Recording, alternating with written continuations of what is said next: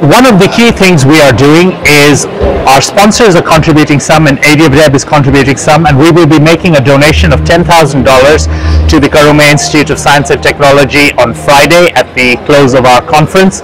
And we'd like to thank our sponsors as well as KIST for being able to put together such a wonderful program which enables us to support aviation education for the future generations in Africa.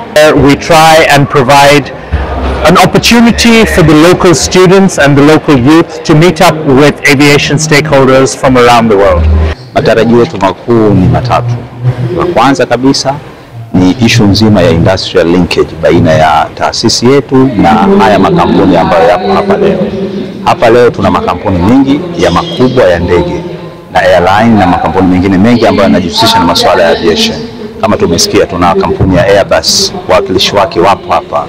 Pia kuna kampuni ya Amrio wapo hapa. Sasa hawa yote haya, mwisho wa siku wanafunzi wetu kuweza kupata position na kuweza kupata chance ya kuweza kuingia katika haya makampuni na kuweza kufanya masuala ya internship na mengineyo na kuweza kujifunza zaidi, lakini pia kuweza baadaye kupata bahati ya kuweza kuajiriwa katika hizi kampuni. Hata kufanyika mkutano huu ambao umekuja, haukuja tu by chance, lakini kutokana na jitihada za taasisi ya Karume ikishirikiana na wizara katika kuhakikisha zile fursa zote ambazo ziko duniani kwa ajili ya kutoa fursa kwa vijana wetu inafanyika.